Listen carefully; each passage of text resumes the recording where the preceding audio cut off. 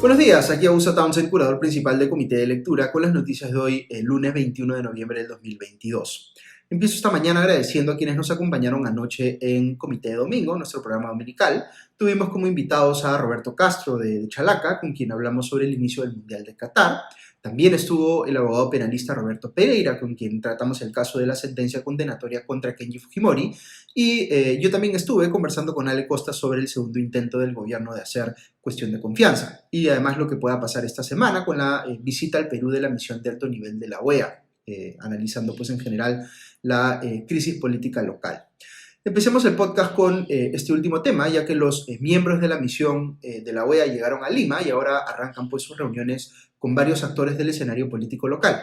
Muy temprano en la mañana estarán con el propio presidente Pedro Castillo. No sé si lo que se estila en este tipo de misiones es empezar reuniéndose con el propio gobierno que ha pedido activar la Carta Democrática Interamericana, para luego escuchar voces, digamos, de personas o organizaciones que más bien discrepan o cuestionan los argumentos de ese gobierno. Pero estos detalles, digamos, que son importantes de cara a las suspicacias que surgen respecto de si el objetivo de la misión de alto nivel es, entre comillas, solidarizarse con el gobierno peruano, como lo hizo ya textualmente en su respuesta por escrito inicial, la OEA, digamos, en reacción al pedido original del gobierno. Algunas personas piensan que la inclinación natural de un organismo como la OEA, que está conformado por representantes de los gobiernos de la región, es favorecer a los gobiernos que están en problemas, por simpatía entre pares, digamos. Y por tanto anticipan que la OEA ha venido a, digamos, lavarle la cara al gobierno de Pedro Castillo. Yo tengo la impresión, sin embargo, que el informe que emitirá esta misión de alto nivel, que además está bastante balanceada en términos ideológicos, digamos, por las afinidades de sus respectivos integrantes, más bien evidenciará conductas reprochables de ambos lados de la crisis política peruana, tanto del oficialismo como de la oposición. Y que si hay un lado al que le reprochará más, pienso yo que será el gobierno. Como dije anoche en el programa con Ale Costa, el objetivo del gobierno respecto de este tema no me parece que haya sido asegurar un informe final marcadamente favorable a sus intereses. Esto, por supuesto, les hubiese encantado, pero creo que estaban conscientes de que no iba a ser el caso. Más bien, el objetivo simplemente parece haber sido ganar algo de tiempo, utilizar esto de la OEA como una suerte de válvula de escape y desviar la atención de los cuestionamientos más coyunturales en el escenario interno. De todas maneras, algo crítico dirá ese informe sobre la oposición y creo que con ese gobierno se daría por bien servido. Sin embargo, es bien curioso, digamos, que hayan decidido lanzar estos dos intentos de presentar cuestiones de confianza justo antes de la venida de la misión de la OEA, porque eso puede hacerlos ver, digamos, como que están queriendo presionar al Congreso y amenazándolo, pues, con disolverlo, sobre todo desde el momento mismo en que el primer ministro Aníbal Torres dice que puede presentar dos cuestiones de confianza en simultáneo y que los temas sobre los cuales además se han querido hacer esas cuestiones de confianza no son pues temas del quehacer diario o de políticas de gobierno relacionadas directamente con lo que le toca hacer al Poder Ejecutivo. Lo que sí es para mí una incógnita a estas alturas es cuán contundente va a ser esta misión de la OEA en su discurso, digamos, respecto de la defensa de la democracia y de los deberes básicos asociados a esta, como la transparencia y la rendición de cuentas, la meritocracia en el Estado, el deber de no obstruir el trabajo de la justicia y finalmente la lucha contra la corrupción, porque la misión no tendría que escarbar mucho para encontrar que el gobierno de Pedro Castillo está manejando bastante mal estos temas y sobre todo el cuarto, digamos, en lo que tiene que ver con la lucha contra la corrupción, tiene pues un tremendo rabo de paja, considerando que, digamos, o todo lo que se ha hecho conocido en este primer año y medio de mandato, al punto que el presidente tiene ya 6 o 7 investigaciones fiscales, varias de las cuales los indican como cabecilla de una organización criminal operando desde el gobierno. Y tiene varias personas que han estado en su entorno inmediato, que hoy están prófugas, como el exministro de Transporte, Juan Silva, a quien se le imputa haberse repartido sobornos con el presidente Castillo, justamente, o el empresario Alejandro Sánchez, quien lo alojó en su casa del Jirón Zarratea, cuando Castillo había armado ahí pues, un despacho presidencial paralelo al inicio de su mandato. Entonces, más allá de que esta misión de la OEA entre a terciar, digamos, en la pelea entre el Poder Ejecutivo y el Poder Legislativo, sería muy saludable si, en línea con las propias normas fundamentales de la OEA, aprovecha pues esta oportunidad para decir que, digamos, o qué es lo que democráticamente debe exigírsele a un gobierno en funciones en estas materias, es decir, cuál es el estándar que debe seguir en cuanto a transparencia y rendición de cuentas, en cuanto a promover la meritocracia en el Estado, en cuanto a dejar que la Fiscalía, la Policía y el Poder Judicial hagan su trabajo, inclusive investigando al propio presidente, y finalmente en cuanto a combatir la corrupción.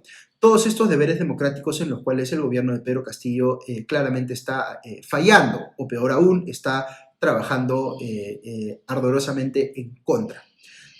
Pero en fin, además de, digamos, del presidente, entiendo que la misión de la OEA se reunirá hoy mismo con el Congreso, con el presidente legislativo, digamos, la mesa directiva y los voceros de las bancadas, aunque luego tendrán también reuniones por separado con los grupos políticos. También se van a juntar esta tarde con la fiscal de la Nación, Patricia Benavides. Llama la atención, debo decir, que hasta hoy no se ha hecho pública la agenda detallada de la misión de alto nivel. Quizá están queriendo evitar pues, que los cuestionen por haber dejado fuera de la agenda, digamos, a tal o cual organización. Solo un dato más para mencionar vinculado a este tema que leí en un informe publicado en El Comercio ayer de Ariana Lira. En los 20 años de vigencia de la Carta Democrática Interamericana, solo una vez se ha suspendido un Estado de participar en la OEA, que fue el caso de Honduras en el 2009, después de un golpe de Estado. Esto de al menos 12 veces que se ha invocado la activación de la Carta. De esos 12 casos, en 8 el informe final fue favorable al gobierno de turno y en 4 fue desfavorable, es decir, 2/3 frente a 1/3. Otro asunto a reseñar es que de manera coincidente con la llegada de los integrantes de la misión de alto nivel de la OEA, hubo ayer domingo una marcha de protesta contra el gobierno en el centro de Lima. Se hicieron presentes varios colectivos relacionados con el movimiento conocido como Reacción a Perú, y uno de los voceros visibles fue el vicealmirante en retiro de la Marina, Calixto Giampietri. La policía hizo uso de bombas lacrimógenas para dispersar a los marchantes y algunos de ellos también se apostaron frente al hotel donde se están quedando los integrantes de la misión de la OEA. Ok, vamos con otras noticias. Como es usual, los lunes vienen cargados de denuncias reveladas por los programas dominicales, aunque buena parte de la atención de estos últimos estuvo puesta en el lamentable accidente que se produjo la semana pasada en el Aeropuerto Internacional Jorge Chávez, donde fallecieron 2 bomberos aeronáuticos y uno sigue en estado crítico, tras producirse un choque entre un vehículo de bomberos y un avión digamos que estaba en pleno despegue en la única pista de aterrizaje que de momento tiene este aeropuerto. Además de los 2 fallecimientos, esto produjo el cierre temporal del Jorge Chávez, cancelándose pues una gran cantidad de vuelos. Es difícil a estas alturas concluir quién fue el responsable de este accidente, si fue la empresa estatal Corpa, que es la que da autorizaciones en tiempo real para el uso de la pista y ordena los despegues y aterrizajes, o si hubo responsabilidad del concesionario del aeropuerto, el LAP, a cuyo equipo pertenecen estos 2 bomberos, por ordenar un simulacro sin los cuidados o los protocolos necesarios, o si la responsabilidad estuvo en alguien más. Es una tragedia que hayan fallecido pues, estos 2 bomberos, pero hay que ser conscientes además que esto pudo haber sido mucho peor si la colisión entre el avión y el vehículo de bomberos era más frontal. Por eso es tan importante entender qué pasó y cómo se puede evitar que vuelva a ocurrir. Y para eso hay una investigación ya abierta en una comisión de investigación de accidentes aeronáuticos que ya empezó a trabajar. Pero volviendo a las revelaciones de temas políticos, un reportaje de Punto Final evidenció que, según un informe de la Contraloría General de la República, la contratación de Henry Shimabukuro como asesor de inteligencia, digamos, del presidente Castillo, supuesto encargado de la Oficina de la Dirección Nacional de Inteligencia, la DINI, en Palacio de Gobierno, sería irregular. El documento que supuestamente acredita su contratación no tiene firmas ni sellos oficiales y por tanto la presencia de Shimabukuro en ejercicio de ese rol estaría dándose en violación de las normas del servicio civil. Recordemos también que Shimabukuro tenía otro pase para entrar a Palacio asociado con la Oficina de Tecnologías de la Información, pero el área de recursos humanos de Palacio no lo reconoce tampoco como trabajador de esa área. ¿Qué hace entonces Shimabukuro en Palacio? ¿Quién es su jefe y a quién le rinde cuentas? Pues vaya uno a saber. Otra denuncia difundida en Panorama está vinculada a casos de aportante fantasma a la campaña presidencial de Perú Libre, encabezada por Pedro Castillo. Se ha identificado a nada menos que 95 personas en Huancayo que figuraban como aportantes de esa campaña y que niegan haber dado dinero para ello. Es decir, pareciera que los han querido hacer pasar como financistas de campaña para ocultar la fuente real de ese dinero. Estamos hablando, según Panorama, de aportes que se acercan a unos $50.000 en conjunto. Y además hay que recordar que Vladimir Cerrón, secretario general de Perú Libre, y otras personas más están investigados por lavado de activos porque la fiscalía piensa justamente que blanqueaban dinero obtenido de presuntas coimas, haciéndolo pasar pues como financiamiento electoral. En el Ministerio de Salud, según leo en el Comercio, la ministra vinculada a Perú Libre también, Kelly Portalatino, ha nombrado como jefe de equipo de su despacho a otro militante de dicho partido, además relacionado al caso de los dinámicos del centro, una persona de nombre Jean-Pierre Guerra. En realidad entró a esta cartera con el ex ministro Hernán Condori, después pasó a otro cargo y Portalatino lo ha vuelto a empoderar como jefe de equipo. Recordemos que Portalatino ya puso como secretario general de este ministerio a Loli Herrera, quien es era el abogado personal de la madre de Vladimir Cerrón, Berta Rojas. El copamiento de este ministerio por gente sin las capacidades necesarias es algo cuyas consecuencias vamos a sufrir por muchísimo tiempo. Luego tenemos otro caso que involucra a Robert López, director ejecutivo de la Autoridad para la Reconstrucción con Cambios, que como sabemos es una entidad del Estado que tiene un presupuesto muy significativo. Pues bien, la esposa de esta persona, Margot Goicoechea, ha sido contratada este año por al menos 3 entidades del Estado, 2 vinculadas al sector vivienda y una tercera que es el Indecopi, donde quien lo preside, digamos, es el Julián Palacín, también vinculado a Perú Libre. Todo esto por un monto conjunto de unas 70.000 soles aproximadamente. Según el colaborador eficaz 02-2022, Robert López sería cercano a Alejandro Sánchez, el dueño de la casa de Zarratea, y quizá eso explique la, entre comillas, suerte de su esposa contratando con el Estado. López dice que ella no tiene impedimento de hacerlo, pero el abogado José Antonio Treyes, citado por El Comercio, dice que sí le aplica un impedimento absoluto por ser López, su esposo, un director ejecutivo en un cargo de confianza designado directamente por un ministro. Sobre el caso de la ministra de Cultura, Betsy Chávez, está finalmente ella negando que haya tenido una relación sentimental con Abel Sotelo, cuya familia se ha visto beneficiada al contratar Chávez a por lo menos 3 integrantes de esta familia, digamos su padre, hermano y hermana. En Cuarto Poder se reveló que no solo había contratado al hermano Marco Antonio Sotelo en su despacho congresal, sino que este había conseguido además contratos con Salud Tacna. La Fiscalía está investigando a Chávez por tráfico de influencias relacionado a estos casos. Dicho sea de paso, en punto final también vi que Chávez hasta el momento se ha, digamos, resistido a retirar a las 2 viceministras de su cartera, que fueron antes cuestionadas por la Autoridad del Servicio Civil, Servir, por no cumplir los requisitos mínimos de trayectoria en el sector público para poder ejercer esos cargos.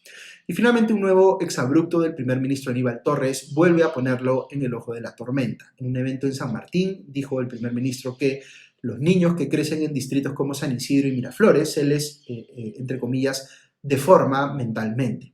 Una vez más es penoso tener un primer ministro diciendo este tipo de cosas, metiendo a niños y niñas en sus pleitos políticos y, como ha dicho la Defensoría, justamente al rechazar estas expresiones, fomentando pues estereotipos que generan, entre comillas, divisionismo, discriminación y aumentan el riesgo de violencia y vulneración de los derechos. Sospecho que una vez más Torres no se va a disculpar, sino que va a recurrir otra vez a la victimización. Como les he comentado varias veces en el podcast, una de las consecuencias de este equilibrio precario que tenemos hoy en nuestra política es que el gobierno y el Congreso hacen como que se pelean, pero en el fondo están bien cómodos coexistiendo uno con el otro. Y eso es lo que hace que Torres sea inamovible en el cargo y que pueda seguir diciendo pues insensateces cada vez que puede y nadie tome ninguna acción al respecto. Sería increíble que siga siendo ministro o primer ministro después de final de año.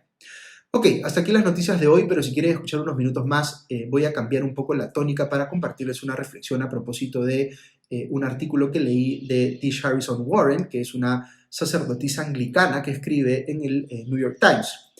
Ella llamaba la atención sobre cómo los países suelen tener fechas en las que celebran su Día de la Independencia, pero que le parece también que debiéramos celebrar el Día de la Interdependencia. ¿A qué se refiere? Pues que habemos en este país, como en cualquier otro, personas que tenemos visiones políticas muy diferentes. Normalmente, en los círculos de amistades que tiene cada uno, suele haber cierta homogeneidad en cómo piensan los integrantes de su grupo, digamos, más aún con la polarización que estamos viviendo. Probablemente tus amigos voten por las mismas personas que tú en las elecciones o tengan preferencias políticas similares a las tuyas. Pero cada persona interactúa todo el tiempo con gente que no piensa igual que uno. el médico que le puede salvar la vida a tu hijo, el agricultor responsable de que haya determinado alimento en tu mesa, el futbolista cuyos goles cantas cada fin de semana. Esas personas son terceros sin importancia o son personas importantes en tu vida, porque si lo son, pues lo son independientemente de sus visiones políticas. Y esa es la realidad. Somos, para utilizar el término al que recurre Tish Harrison, interdependientes, con muchísimas personas que no piensan como nosotros. Si pensamos en nuestro país pues como una gran empresa, en el sentido de una gran cruzada, en la que estamos todos juntos y a la cual contribuimos todos, pues queda más clara esa interdependencia. Pero esta es un mal necesario o es algo que, como dice Tish Harrison, tendríamos que celebrar.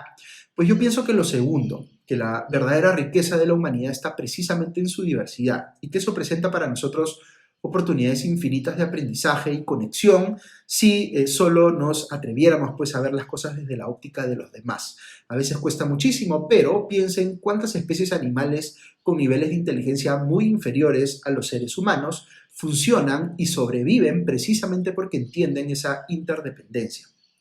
Nosotros también lo hacemos, solo que no lo reconocemos a diario. El mercado, por ejemplo, funciona gracias a esa interdependencia que está codificada en el sistema mismo. ¿O acaso ustedes, cada vez que le compran o venden algo a alguien, le preguntan a su interlocutor por quién votó en la elección pasada? Normalmente no hacemos estas cosas y colaboramos con mucha gente sin siquiera preguntarnos si eso es relevante o no. Así que nada, yo secundo esta moción de Tish Harrison Warren. Creo que sería justo y necesario que algún día celebremos pues el Día de la Interdependencia. Muy bien, eso es todo por hoy, que estén muy bien, que tengan una buena semana y ya nos escuchamos pronto. Adiós.